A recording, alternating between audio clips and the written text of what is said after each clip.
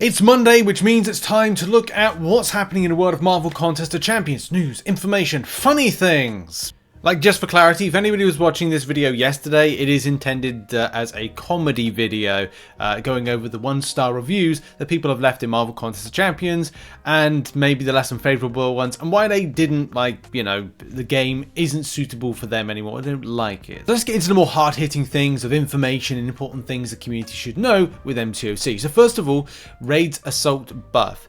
Of course, going into different metas, changes, shifts in whatever Kabam are putting out, whether it's raids or any other piece of mode or content, we're obviously left with like, what is happening in the future?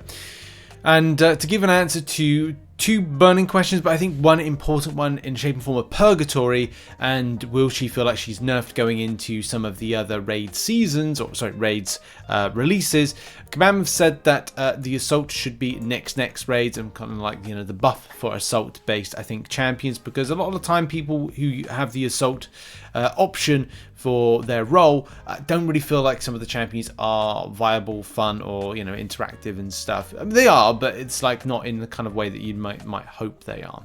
Anyway, on the subject of Purgatory, because I do still get asked this quite a bit, and yeah, Kabam have confirmed that she is still viable as she was tested recently. Now, the great thing about this is that Mike will see behind the scenes the extent of the test map. At some point, we'll see like a raids test map where you'll be able to, not just how it is at the moment, you go in and go on a whim and go, I think this champion might work and interact with this type of buff that you could choose.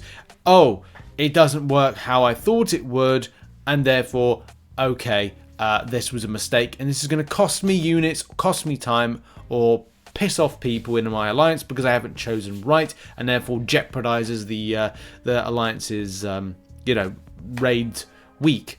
So I'm looking forward to this particular one, to this mode test map, sorry, to test. I think a lot of us are as well. But yeah, it's good to know for those that are concerned about Purgatory and what she can do. Because at the moment, she can have this kind of push further with damage potential, which a lot of people are using to their credit. It's just good strategy. So we'll see what happens with that in this coming week. Next up, shout out to Targaryen MCOC. This is... when this stuff comes up, it is fascinating to learn. Of course, Heartfire event has been and will go on Wednesday. So yes, this is... well, did you spend a lot of units? I'm still debating spending any more units, but I'm going to go with largely no. I'm not going to take my 600 units and run. Whatever you're doing, put it in the comments. But what about the cost of everything? Well, nowadays, this is the actuality of cost. All this stuff here, device sold separately, $1,200 for this stuff with Kabam. If we then go over to a kind of buying a PS5, a slim disc bundle with Spider-Man Miles Morales, extra volcanic red controller, FPS grip kit, dual charge dock, and Mighty Skin decal voucher, we are looking at just shy of $600. Right, it is there's a bit of I suppose longevity if you can get something, and also if you factor in something like paying for the online PS Plus, then you could have free games. Like, you could pick up your free games. Like, it's just quite ridiculous when you think about it. Look, I'm non-spending. I've been non-spending now since December 2021. So yeah, I don't know really what to say to this, except for I think some people know about it. If you are spending money in the game, you're propping up the game. Thank you very much. And of course, Netmarble own MCOC and Kabam. So theoretically, if they said, do you know what, we're going to reduce down our prices, said no company that sits above anyone ever, because it affects Netmarble. You know, if you ask a lot of Netmarble shareholders, oh, you know, we don't want to get back our return on buying Kabam because we want to reduce down prices, said no shareholder ever. They're not going to say that. But it's wishful thinking, isn't it, to think that maybe you could see a difference. But that's, unfortunately, a lot of gaming companies are still with this model, still with DLC, still with skins. But you know, it's a real tough one, isn't it? Because the way you look at it, we as gamers want to be pleased. We want to see stuff that's kind of like free DLC, but it's never going to be the case in the gaming world for certain games you play. But Yeah, it was kind of it's shocking seeing this, isn't it? Also, at some point this week, we'll see the Alliance War Season 58 with a lot of changes and re-editions. It's a new thing. I don't know if I think this is actually going to be, or this might be, the Season 58 banner, which would be cool. There's new buffs, which I'm not going to read off all of them, but there are there. The emphasis will be, it's like going to be more longer fights and higher hit pools, but if you get clapped or you get hit, it won't feel as painful. I think that is definitely the case. It says here, each node will be given a sizable health boost, challenge node that will allow players to earn force charges and increase their overall damage dramatically. So this might be something that's more kind of like we're going more alliance raids, but I guess players want to see more of a payoff when they're playing rather than tedious, boring, the RNG wonky AI fights. It's still wonky AI, so I don't know if that's going to be great or not. The extent of what and how we interact with it. This is the new map, which we've blown up here. And yeah, like if this is more simplistic in its kind of like takedown, then it might not feel too pressured, or players won't feel as pressured with it, especially going to the final lot, because it's just like, it's overcomplicated bollocks is what it is, with a lot of stuff in MCOC.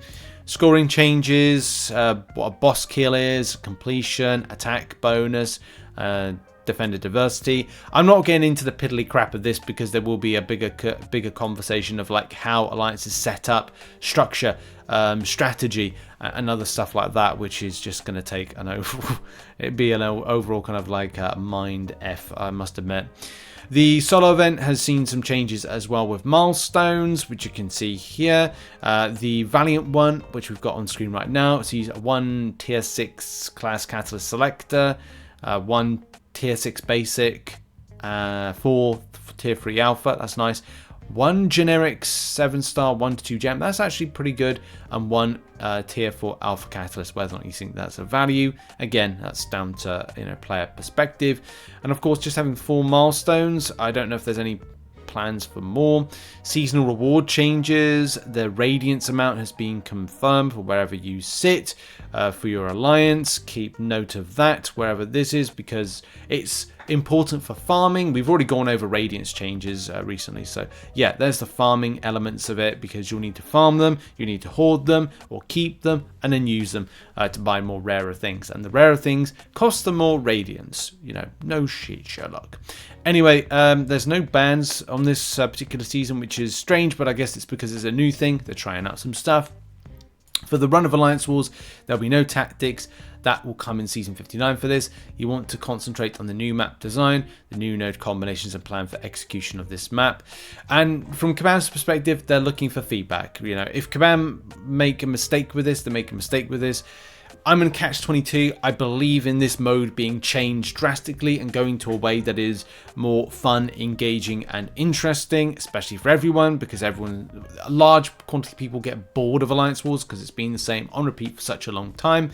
So having something that kind of changes it up and excites things the same way AQ and raids have been done, I want to see more of, but it will come with a casualty with the performance, or not performance, it will come with a casualty of Kabam might get this wrong. So give them feedback. If they make an F up, then let's face it, they'll probably compensate players if they do, but let's hope they won't, and see if it's a smooth entry when Season 58 launches in its pre-season this week. Let's finish off the show on discussion not found. No, a weird, I think, ban wave. I can't 100% verify that it is there has been a ban wave, but in the last, say, week, I've seen a lot of bans being mentioned, covered in kind of like, Kabam have been dealing with them or not dealing with them, and there's some very weird things still happening with it. It's hard to really know. Like, I was going to showcase a post where someone got a permanent ban, and this text, by the way, I'm not going to read out the full wall of text and not keep it on the white here because I know that it's kind of like a bit bleh.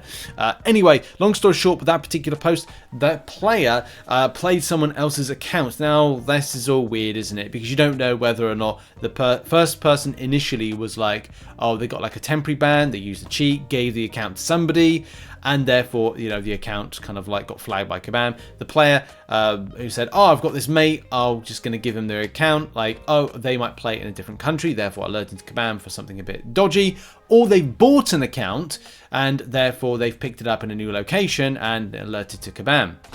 Lots of things, like you just don't know who to trust when it comes to like people talking about their ban situations, but it was kind of interesting to read that that they've kind of like made some progression, or they've paid somebody to get their account to a certain point and went, oh, this is my friend's account, and in fact what they've done is they paid a merc in order to go and get the progression. You just don't know.